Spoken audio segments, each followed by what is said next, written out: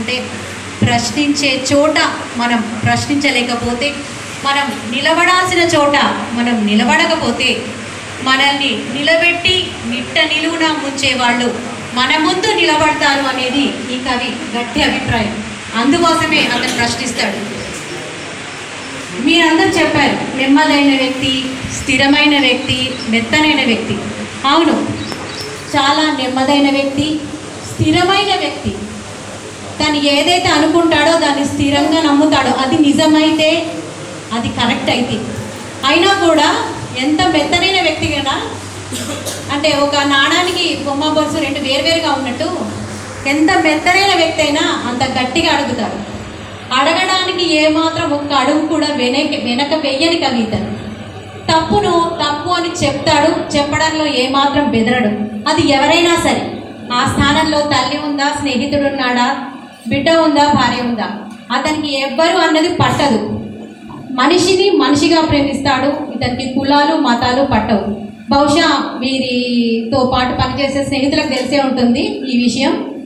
మనిషిని చూసి స్నేహం చేస్తాడు. అతను ఏ కులము ఏ మతం అనేది కూడా అతను ఒక 5-10 ఏళ్ళ తర్వాత కూడా అతనికి తెలియదు, వేరే వాళ్ళు చెప్తే తప్ప. ఎంతగా విభేదిస్తాడో అంతగా గట్టిగా మనుషుల్ని కలపాలని అనుకుంటాడు. అది వీరి దగ్గర ఉన్నటువంటి విభిన్న పార్శ్వాలు అని నేను చెప్తాను. తను నమ్మిన విషయాలు నిజమైనవి, స్థిరమైనవి, సరైనవి అన్నప్పుడు వాటిని తను అనుకున్నటువంటి సిద్ధాంతానికి ఏమాత్రం పక్కకు పోనటువంటి వ్యక్తి. భవిష్యత్తు పైన, మనుషుల పైన ఆశావహమైనటువంటి దృక్పథం ఉన్నటువంటి మనిషి. ఎంతగా ప్రేమిస్తాడో, ఎంతగా క్షమిస్తాడో, అవతల నుంచి అది వికటించినప్పుడు, అవతల వ్యక్తుల నుంచి మనకు మాత్రం వికటిస్తే అంతే దూరంగా పెడతాడు.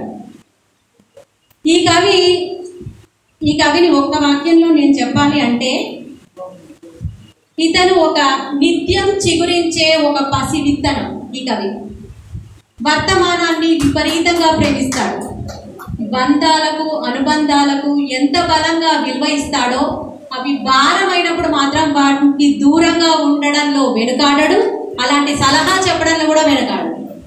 అంతేకాకుండా తన చుట్టూ ఉన్న వారిని, తన పరిధిలో ఉన్న వారిని, తన స్నేహితులు కానీ కుటుంబం కానీ నిజాలు చెప్పడానికి, మంచిని చెప్పడానికి ఎప్పుడూ ప్రయత్నిస్తాడు. ఆ మార్పు కోసం, వాళ్ళలో మార్పు రావడానికి ఎట్టి పరిస్థితుల్లోనూ విసుగు లేకుండా విరామంగా శ్రమించే కవిగా నేను వీరిని అభివర్ణిస్తాను. Thank you.